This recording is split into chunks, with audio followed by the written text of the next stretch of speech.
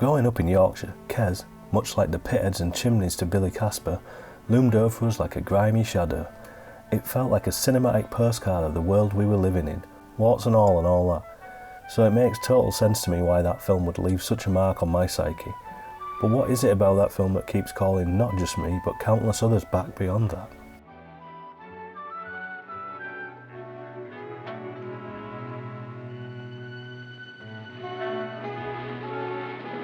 Kes is a British film from 1969 about 15-year-old Billy Casper, a scrawny bullied boy growing up under the pitheads of Barnsley, South Yorkshire. His prospects in life are the pit, or going down the pit with his dickhead older brother Judd. But he finds some escape from the drudgery through the studying and training of a kestrel which he steals from a local farm.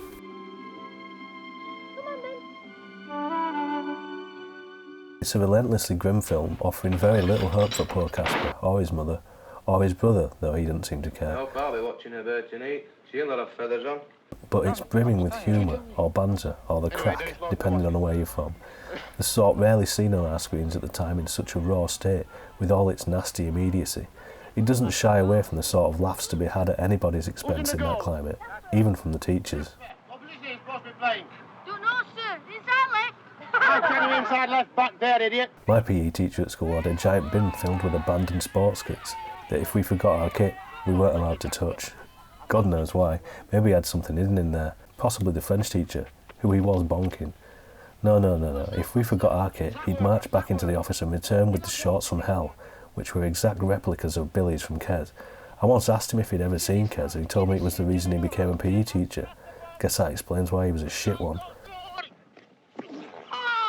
Art imitating real life, becoming real life? Is that what brings us back? The realism? Ken Loach, Kes's director, and Tony Garnett, its producer, got their start shooting plays for a weekly TV slot called The Wednesday Play. Their mission was making television drama contemporary and urgent and just about the life everybody knew. And to take the BBC dramatic fiction out of the studio and into the real world. Which they did, shooting raw, gritty documentary-style dramas which highlighted the social issues like homelessness, backstreet abortions and spontaneously combusting into song. This confrontational style and challenging approach, now fully formed, led them to the streets of Barnsley and a writer who shared their point of view. I would hope so. I would hope I'll be able to sort of shift somebody's point of view and with what I write. Barry Hines, a teacher turned full-time writer, was inspired to write the novel A Kestrel for a Knave by the experiences of his brother Richard, who tamed and trained a hawk of the same name in his youth. So the story was always grounded in reality. When Ken Loach landed in Barnsley, he wanted to build on those foundations. Ken Loach, the director, didn't want to use trained actors. He wanted to cast from the local community. And it's very true to that locality and those people at that time. So is that it? The connection to reality that draws us back? If you tell a story in a specific enough way, people then realise that there's something genuine about it, there's something real about it, because you could only really pick up on those details if you'd lived that kind of experience. That's a great point, and I definitely feel there is some truth to it, but there must be more. I mean, I admire the specific details and innovations in Citizen Kane, but I don't care about Charles Foster Kane. His struggle just doesn't hit me in the heart in the way that Billy Casper's does.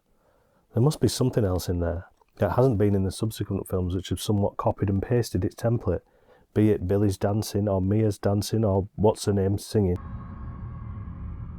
What separates Billy's hawk from them? All these characters are trapped in one way or torn between two possible futures. Their free will controlled by the people and circumstances around them. This is a fact. But while Billy Elliot and Mia Fishtank both have a chance to escape by making a career out of their talent for dancing, and Ruby Coda the chance of a scholarship at Berkeley, all that Billy has is his kestrel as a distraction from the crushing hopeless reality awaiting him when he and his peers leave school. They'll still be on the dole like he will be at 16. So maybe it's that. Just as Billy can only briefly escape his fate through hiding in the stillness of a bird in flight, we can briefly forget about all of our struggles for a while as we watch this young boy, bullied, battered and bruised, keep his spirit up regardless, kick back at the pricks and keep his wit about him while doing so. The strength of the central image of a boy who is trapped, training a bird that flies free. These kind of films aren't supposed to be escapism. They're supposed to cut deep, change the way we think and see the world, and encourage us to better it. And I think Kes does do that, even if only momentarily, but it leaves its mark forever in many ways. It's a film about struggle and hope, and dares us to keep caring after the credits roll, and pray that Billy keeps fighting and makes it someday. It's a film that's never ending, and I think that's what keeps us coming back for more.